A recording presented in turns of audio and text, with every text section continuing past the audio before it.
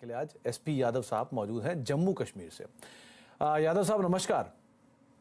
Sir जय Hind sir. नमस्कार, जय हिंद यादव साहब, क्या सवाल है आपका? सर जय हिंद सर, मैं इस समय जम्मू कश्मीर से बात कर रहा हूँ। सर मेरा सवाल ये था सर, हमने अभी एसआईपी के बारे में हमको कुछ नॉलेज नहीं था पहले, तो 2024 में मैंने एसआईपी में इन्वेस्ट करना वीडियो देख करके या दोस्तों से ने बताया, और ज़्यादातर मैं पंकज सर का वीडियो देखा था तो मैंने खोल दिया था। तो सर मैंने 16-17 फंड में एसआईपी स्टार्ट कर दी थी। तो जब हमको पता चला कि नहीं इतने फंड में लेकर नहीं चलना है, क्योंकि मैंने 2024 में स्टार्ट किया था, तो और फंड को मैंने स्विच कर दिया, कुछ रिडीम कर दिया। तो सर 6 फंड में 5 फंड में मैं छोड़ दिया हूँ एसआईपी करके, उसको अभी मैं उसमें एसआईपी नहीं करूंगा। जो कि हमारे पास अभी 7 जो फंड है सर, उसको मैं मेरा ये है कि मैं 10 से 15 साल तक कंटिन्यू रखूंगा, 15 से 18 हजार पर कंटिन्यू मैं इन्वेस्ट करता रहूंगा सर। तो मेरा सवाल ये है कि सर इस फंड में हमको क्या अभी आगे लेकर चलना चाहिए, कुछ चेंज करने की आवश्यकता है कि नहीं है सर, प्लीज। जी, तो यादव साहब 2-3 चीजें मैं आपसे पूछना चाहूंगा। एक तो आपकी उम्र आपने 40 साल बताई, राइट? जी सर, जी सर। ओके, और यादव साहब आप करते क्या हैं, और क्या आप हर महीने अपनी एसआईपी थोड़ी थोड़ी बढ़ा सकते हैं आने वाले समय में अगर जरूरत पड़ेगी तो? जी सर, बिल्कुल बढ़ाएंगे सर। उसमें अगर ऐसा हुआ तो लमसम भी इन्वेस्ट करूंगा मैं सर। चलिए, पहली चीज तो यादव साहब आपने सही तरीका या सही चुनाव किया। एटलीस्ट आपने एक मुश्त में पैसा नहीं डाल दिया या एक मुश्त से वो पेनी स्टॉक नहीं खरीदे। ये सबसे अच्छा काम किया आपने, एसआईपी के जरिए निवेश करना शुरू किया। भले ही देर किया लेकिन दुरुस्त किया।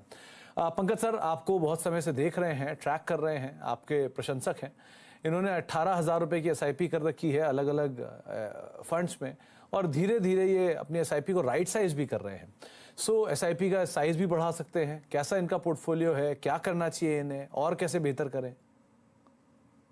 बिल्कुल। देखिए यादव साहब, मैं समझ सकता हूं कि आप फोर्स में हैं, और यानी कि किसी सेना में हैं आप। जिस हिसाब से आपने बात की, और आप डिसिप्लिन तो बिल्कुल मेंटेन करेंगे ऐसी उम्मीद की जा सकती है, वो आपका स्वभाव है। तो जो आपने बनाया है पोर्टफोलियो, उसके अंदर जो एसआईपी का पोर्टफोलियो है, कि कुछ स्कीमें आपने बंद कर दिया है इन्वेस्टमेंट, तो जो एसआईपी है उसमें जितनी भी स्कीमें सारी अच्छी हैं अभी, उनको आप कंटिन्यू कीजिए। दूसरा, जिन स्कीम को आपने बंद किया है उसमें कहूंगा कि वो थीमेटिक फंड है।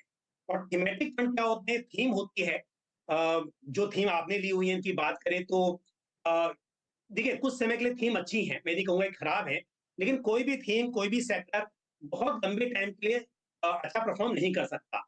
जैसे कि आपके पास इंफ्रा थीम है, फिलहाल के लिए इंफ्रा अच्छा है, लेकिन अगर हम बात करें 15 साल की, तो ऐसा नहीं कि हमेशा इंफ्रा में ही आपको अच्छे रिटर्न मिलेंगे। तो आपने अच्छा किया है कि आपने एसआईपी वहां पे रोक दी है, तो 1 साल तक उन पैसों को रहने दीजिए, अभी मत वहां से एग्जिट कीजिए। वैसे भी 1 साल में आपको एग्जिट लोड भी लग सकता है, शॉर्ट टर्म कैपिटल टैक्स भी लगेगा, और 1 साल के बाद में फिर रिव्यू करेंगे और फिर देखेंगे उस वक्त पर यदि वो थीम अच्छी नहीं है तो वहां से आप एग्जिट भी कर पाएंगे। साथ ही आपके पास एक टैक्स सेविंग स्कीम है, और टैक्स सेविंग स्कीम में 3 साल का लॉक इन होता है, तो फिलहाल वहां भी बने रहिए, और उसको जब 3 साल पूरे हो जाएंगे तब आप वहां से एग्जिट कर सकते हैं। तो जहां पर एसआईपी रोक दी है, आप फिलहाल कुछ नहीं करना है, आपको बने रहना है, और जहां पर एसआईपी ऑलरेडी आपकी है, वो बहुत अच्छे फंड है, उनमें ही आप बढ़ाइए और उन्हें बने रहिए। दूसरी बात यह है कि 15 साल में यदि मैं 12% में कैलकुलेट करूं, तो 18,000 की एसआईपी के साथ, और जो आपने ऑलरेडी पैसा इकट्ठा किया है 1.5 लाख, तो करीब 94 लाख इकट्ठा हो सकते हैं।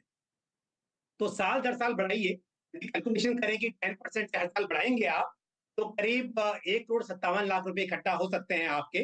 पर मैं कहूंगा कि समय के साथ जितना अधिक हो सके उतना बढ़ाते रहिए। स्कीम सभी अच्छी हैं। All the best to you. तो यादव साहब आपको सही जर्नी है, थोड़े से फेरबदल की ज़रूरत थी, वो आपको बता दी है पंकज सर ने, और आप सही तरीके से आगे बढ़ें, डिसिप्लिन को फॉलो करें, आप बढ़िया पैसा इकट्ठा कर पाएंगे आने वाले समय में, उम्मीद करते हैं ऐसी। अब हम गुजरात चलते हैं, कश्मीर से।